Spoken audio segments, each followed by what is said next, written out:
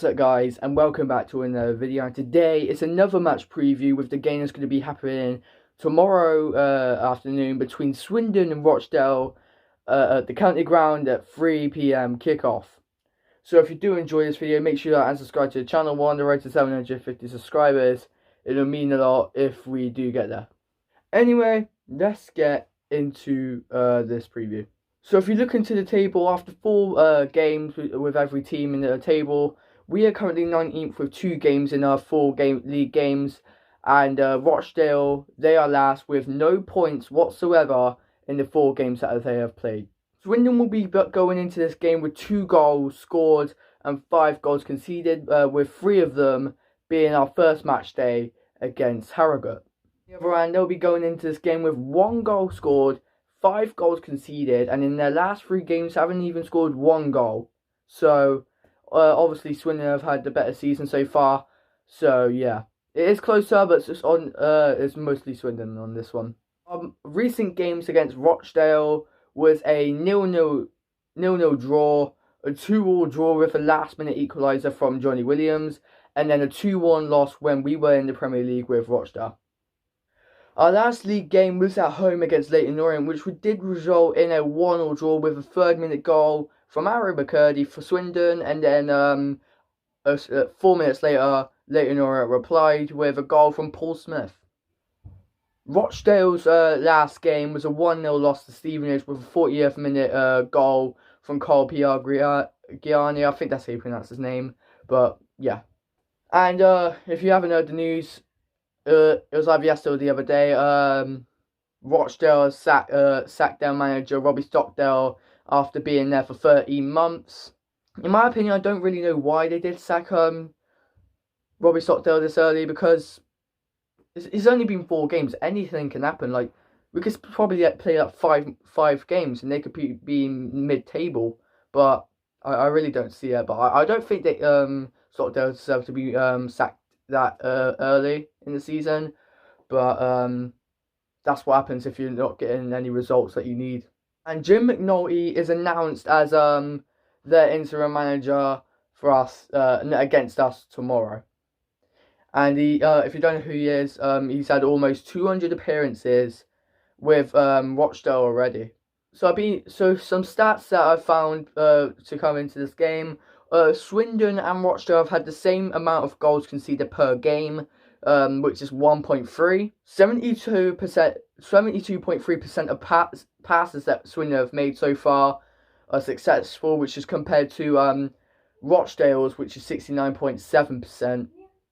Rochdale are still yet to score away, so hopefully they don't score tomorrow.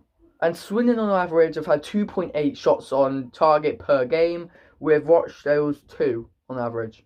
So every match preview I do 3 players to look out for. For Swindon, I put Solbrim. At the start of the season, not much fans had trust in him after we got battered 3-0 to Harrogate. But after the Salford game, he's just been getting better and better and better. He's done good. He's done good against Salford. Carlisle, yeah, he's been alright as well, and definitely Leyton Orient as well. And he was the reason we got the point last game as well. So, Rochdale fans, if you want to look out for a player, look for Solbrim.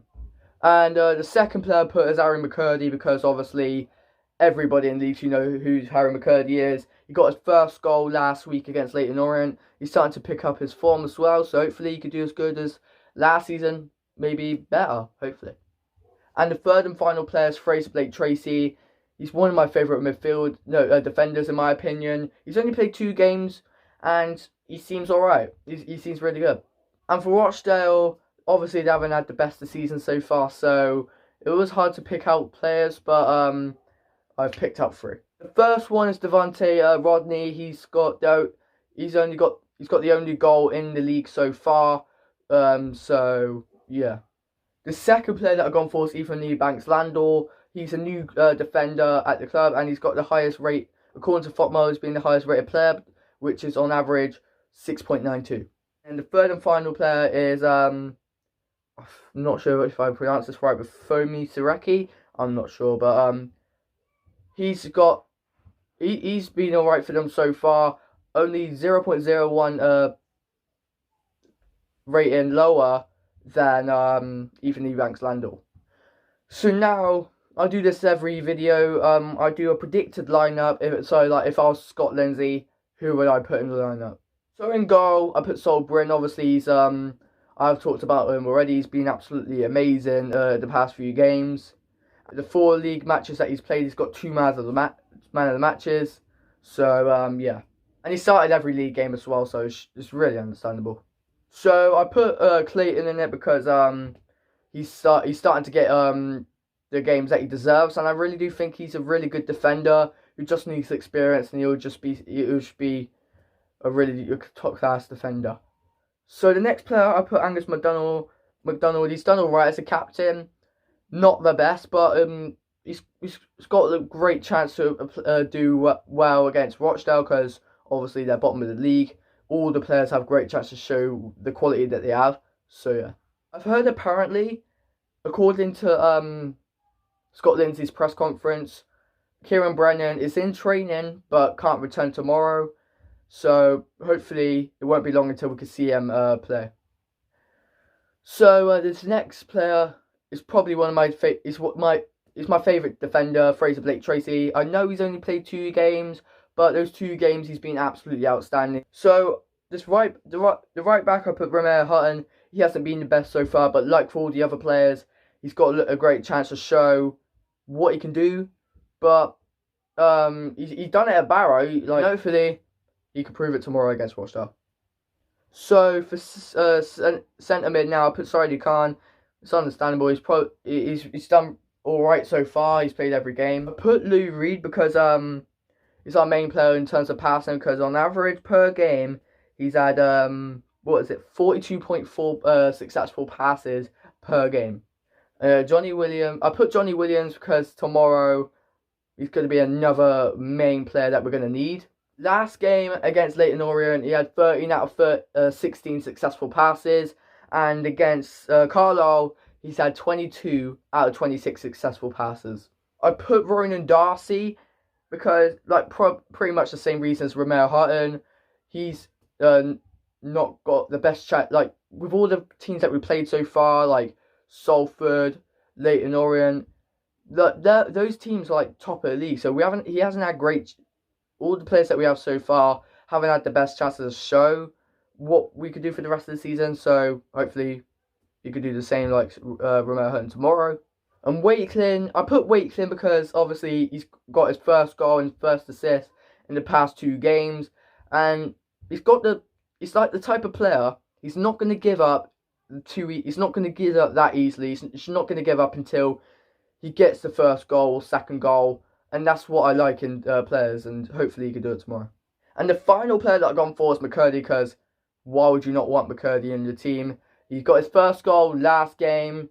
He's starting to pick up his form, so hopefully he can do alright tomorrow as well.